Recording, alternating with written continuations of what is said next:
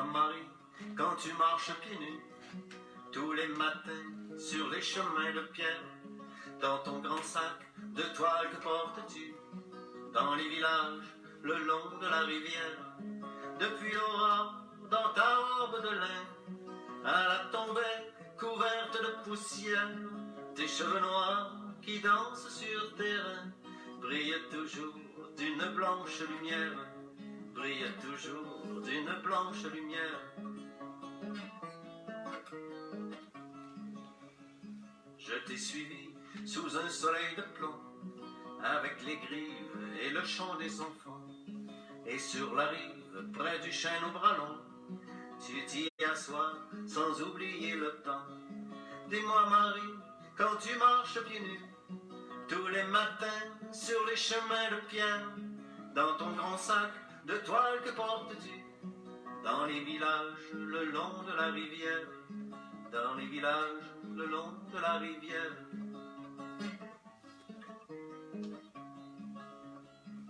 Un sourire pour chaque paysan qui te le rendent en levant leur chapeau. Ils touchent le ciel du milieu de leur champ. Dans tes yeux, trouve un peu de repos. Dis-moi Marie, quand tu marches pieds nus, tous les matins sur les chemins de pierre, dans ton grand sac de toile que portes-tu, dans les villages le long de la rivière, dans les villages le long de la rivière.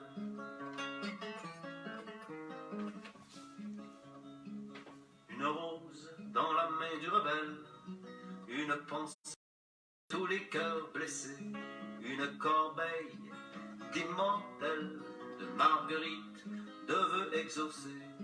Depuis l'aurore, dans ta robe de lin, à la tombée couverte de poussière, tes cheveux noirs qui dansent sur tes reins, brillent toujours d'une blanche lumière.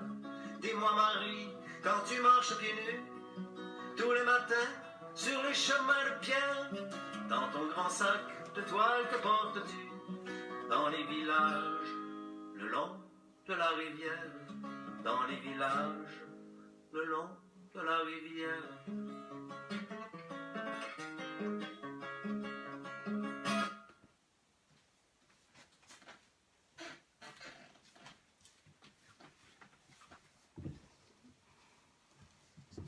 Alors, bonjour la belle communauté des colibris, toujours ce grand plaisir de vous retrouver le vendredi pour notre direct dans cette période de confinement qui tranquillement, on ose tous l'espérer, va toucher peu à peu à sa fin.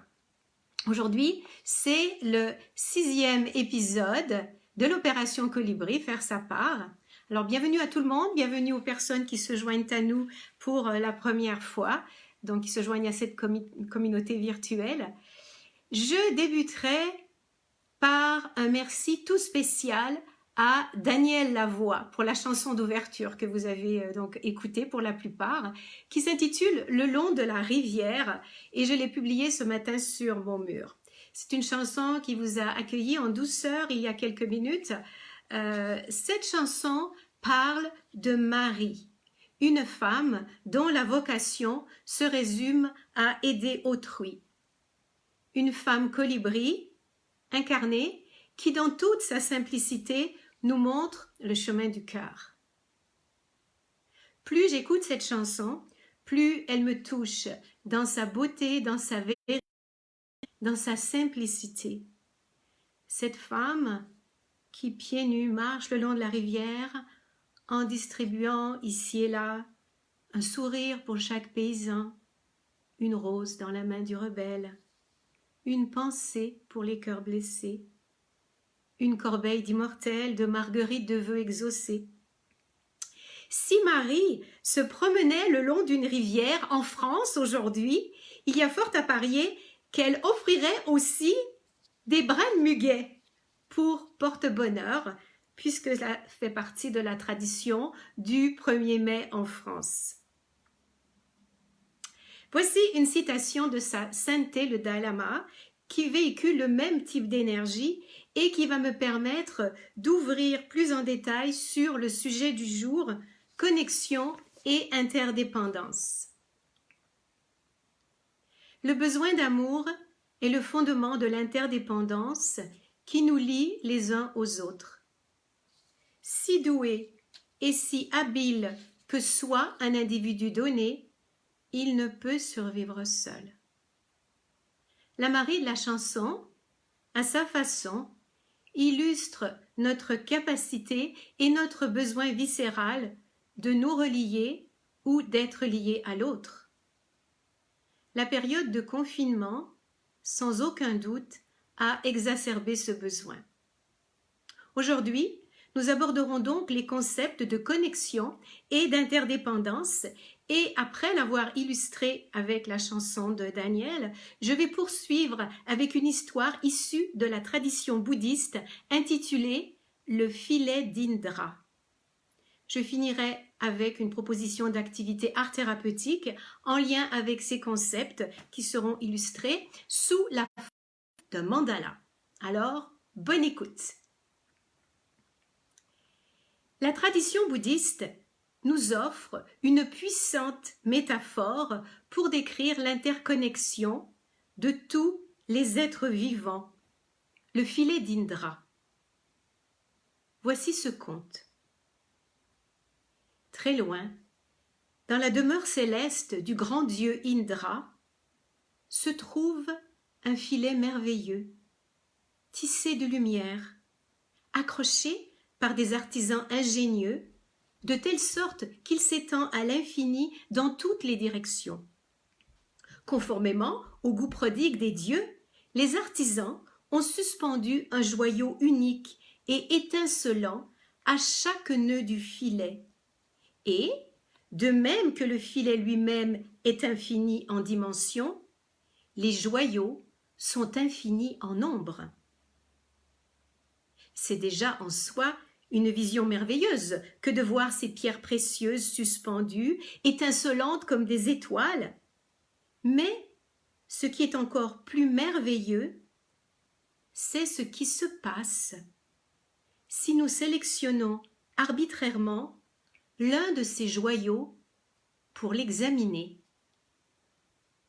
En effet, si nous l'observons avec attention, nous découvrirons que sur sa surface brillante se reflètent tous les autres joyaux en nombre infini. De plus, non seulement chacun des joyaux est réfléchi dans ce joyau singulier, mais chacun reflète également tous les autres, de telle sorte que le processus de réflexion est infini. Chacun de nous est un des cristaux de ce filet. Nous sommes l'un d'eux, mais surtout, nous les reflétons tous.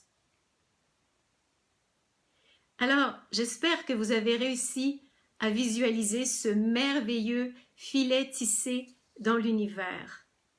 Il s'agit d'une très très belle métaphore qui, selon moi, peut nous aider à replacer notre lien aux autres dans le cadre de quelque chose de plus vaste. Une belle histoire qui permet d'illustrer concrètement le concept de l'interdépendance, ce concept que l'on peut résumer simplement ainsi: il n'existe rien qui ne soit indépendant de quelque chose d'autre, voire de plusieurs autres choses. Il en est de même pour nous.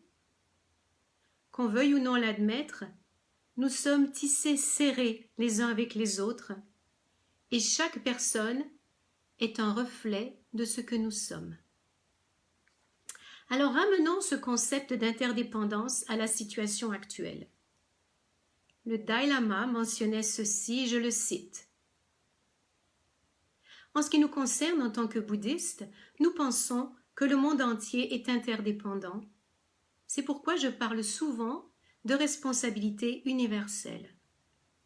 L'apparition de ce terrible coronavirus nous montre que ce qui arrive à une personne peut rapidement affecter tous les autres êtres. Mais cette situation nous rappelle aussi que si l'on agit de manière compatissante et constructive, que ce soit en travaillant dans les hôpitaux ou simplement en observant la distance à respecter par rapport aux autres, on peut aider beaucoup de gens. nous devons également nous rappeler que personne n'est à l'abri de la souffrance et que nous devons tendre la main à ceux qui n'ont ni foyer, ni ressources, ni famille pour les protéger ou les aider. Cette crise nous montre que nous ne sommes pas séparés les uns des autres, même lorsque nous vivons séparément. Par conséquent, nous avons tous la responsabilité d'aider et de faire preuve de coopération. Fin de la citation du Dalai Lama. Mathieu Ricard, moine scientifique, écrivain et interprète du Dalai Lama, quant à lui disait, je le cite, que le confinement était l'occasion de nous recentrer sur l'essentiel, la solidarité, le lien social, mais aussi le respect de notre environnement. Il ajoutait que cette période de crise mondiale a montré les conséquences de nos pratiques sur notre écosystème et en même temps l'impact positif que pourrait avoir un changement de ces pratiques. Je continue de le citer. Nous ne sommes en aucun cas des entités isolées. Notre bien-être, tout comme notre mal-être, se construit avec les autres, au travers des autres. Aujourd'hui, nous sommes tous dans le même bateau. Et de ce fait, il faut un sens d'engagement personnel local, mais aussi de responsabilité globale. Et donc, ce sentiment d'interdépendance, c'est aussi le fondement de la considération de l'autre, de la bienveillance. Si on place nos priorités dans le fait de développer nos qualités humaines, de rechercher, de cultiver la qualité du lien d'appartenance, la bienveillance, la sollicitude, la compassion, l'amour altruiste, nous avons beaucoup de chances de triompher ensemble de tous les défis qui se présentent aujourd'hui à l'humanité. Il élargissait aussi cette interdépendance à notre coexistence avec les 8 millions d'autres espèces. C'est non seulement la grande famille humaine, mais aussi toutes ces espèces qui veulent et qui ont le droit de vivre. Si je reviens sur les qualités mentionnées ci-dessus par Mathieu Ricard, il est évident que la crise que nous vivons a permis de laisser émerger un grand nombre d'entre elles. Séparés physiquement de ceux que nous aimons et touchés par le sort de certains de nos concitoyens, nous avons assisté depuis plusieurs semaines à de grands élans de solidarité, d'entraide, de générosité, de sollicitude et, disons-le simplement, à de grandes manifestations de tendresse et d'amour pour nourrir les liens existants ou et pour en créer de nouveaux. Nous avons donc eu l'opportunité d'expérimenter des connexions intenses à autrui, puisque le confinement nous a permis non seulement de prendre conscience de façon aiguë, mais aussi d'honorer les liens d'interdépendance qui existent entre nous et tous les êtres. Je voudrais maintenant ajouter une dernière partie à cette réflexion sur la connexion. Je vous invite à considérer le confinement comme une opportunité d'une véritable reconnexion à soi. L'occasion de refaire un pont entre notre réalité objective et notre monde intérieur. Qu'on le veuille ou non, dans les circonstances actuelles, chacun, à un moment ou à un autre, s'est adonné à une forme d'introspection. Une rencontre incontournable avec notre vie intérieure, un voyage dans le monde des émotions, des sensations, afin de se redécouvrir. Je ne sais pas si ça s'est arrêté. Nous avons été contraints de réfléchir à notre façon bien singulière de traverser le monde jusqu'ici, avant le confinement. Nous avons dû accepter de faire face à une réalité basée sur des valeurs le plus souvent matérialistes, consistant la plupart du temps à ce que j'appellerais fonctionner en pilote automatique.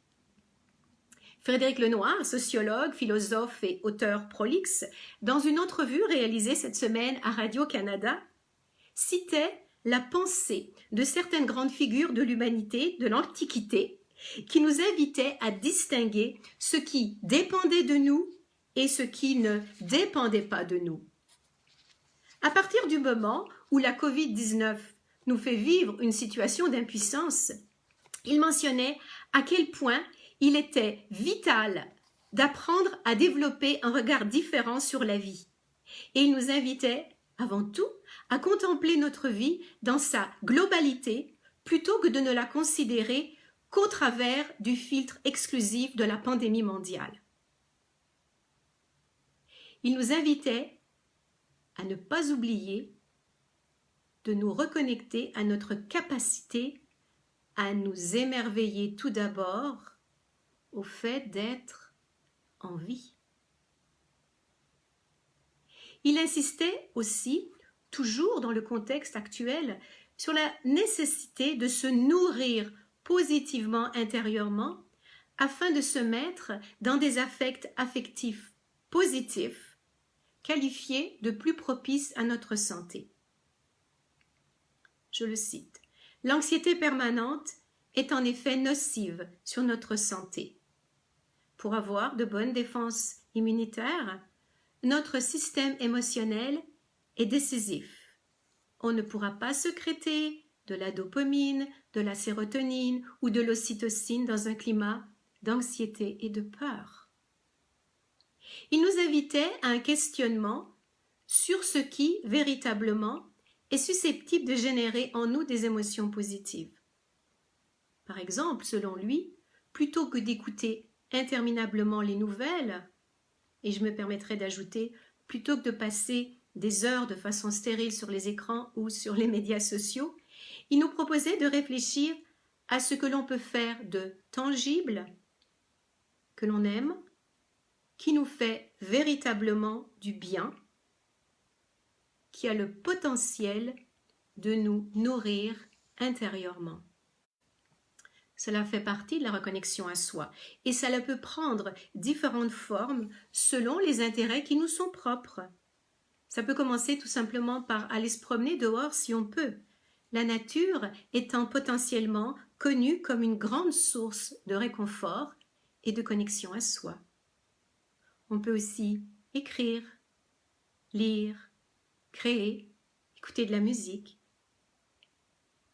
Comme art thérapeute, je crois bien entendu profondément à la reconnexion à soi par le biais de la créativité. C'est pour cela que chaque semaine, dans le cadre de ces capsules, je vous fais des propositions créatives. Aujourd'hui, l'activité artistique illustrera les 2 points principaux de cette réflexion. Le concept d'interdépendance, d'interconnexion aux autres et aux différentes espèces qui vivent sur la planète, et l'idée de la reconnexion à la fois à vous et aux autres, par le biais de la réalisation d'un mandala en grande dimension. Alors, quelques mots d'abord sur le mandala pour ceux qui ne sont pas familiers avec ce concept. Nathalie Hanot, psychologue belge et auteure, le décrit ainsi, le mandala. Le mandala, un dessin centré dans un cercle, représente symboliquement l'être avec un E majuscule et l'univers. Il est un centre à partir duquel se déploie tout un élan de création. Il nous relie à la nature qui est un grand mandala. Observez la structure des fleurs, des coquillages, des fruits, des cailloux, des arbres. Leur forme s'organise en une structure harmonieuse qui résonne dans nos cellules. Le mandala nous invite à retrouver l'unité. Créer des mandalas apaise, car le mandala exprime le besoin qu'éprouve chaque être humain de retrouver l'harmonie intérieure. Créer avec les cercles permet de se recentrer et de canaliser son énergie. J'ajouterais que le mandala est aussi utilisé à des fins de rituel et de méditation et que l'on doit au psychanalyste Carl Jung son utilisation à des fins thérapeutiques. Je l'utilise beaucoup dans ma pratique professionnelle. Alors, voilà le projet créatif que je vous propose pour illustrer l'interdépendance et la connexion à la fois avec vous-même et aux autres. Donc, un projet qui s'inscrira dans ce que j'ai appelé le plus vaste et que j'ai illustré au départ de cette capsule avec l'histoire du filet d'Indra. Pour les personnes qui sont entrées en route, je vous invite à réécouter la vidéo depuis le début pour bien comprendre de quoi il s'agit. Alors, je vais vous montrer le mandala que j'ai créé cette semaine et puis je vais vous expliquer en quoi il consiste. Donc, voici ce que je vous propose de faire. Donc, je vous propose de créer un mandala en grande dimension. Donc, c'est un mandala qui est créé en 3 sections. Vous avez d'abord un anneau central, ensuite un anneau intermédiaire qui est partagé en 2 sections et finalement le noyau externe. Alors, je vais vous parler de ces différents anneaux. L'anneau central, vous allez soit mettre une photo de vous, soit dessiner quelque chose qui vous représente symboliquement. Moi, j'ai mis des libellules, j'en ai mis 7 parce que le chiffre 7 est important et puis parce que la libellule est très très importante dans ma dynamique personnelle. Elle est importante aussi dans ma réflexion dans le cadre de Colibri faire sa part, j'en ai parlé dans les premières capsules. Donc ça, c'est ce qui vous représente. Et alors là, vous allez être en connexion bien sûr avec les autres. Donc, dans l'anneau médium, qui est constitué de 2 zones, d'abord, vous allez représenter la connexion aux autres à votre propre niveau, à votre niveau concret. Donc, le cercle le plus près de vous, ça va être tous les noms des personnes qui comptent pour vous, qui sont importantes pour vous, que vous avez aidées ou qui vous aident en ce moment. Et autour de tous ces mots, de tous ces noms, vous allez mettre des étiquettes sur lesquelles vous allez écrire les qualités humaines dont Mathieu Ricard parlait, qui sont associées à l'altruisme, donc toutes ces qualités que l'on a développées pendant cette période de confinement, donc l'amour, la tendresse, la compassion, la générosité, la bienveillance, l'entraide, la sollicitude, l'empathie, la solidarité. Donc tous ces mots, peut-être vous en avez d'autres, vous les mettez à l'extérieur. Et finalement, l'anneau externe qui illustre le fameux filet d'Indra, l'interdépendance des êtres et de toutes choses. Puis ensuite, une fois que vous avez fait votre mandala, eh bien, vous pouvez le coller sur un fond noir éventuellement pour avoir un peu de perspective ou bien vous le laisser tel quel. Alors, une fois que vous avez réalisé ce mandala, je vous propose de lui donner un titre.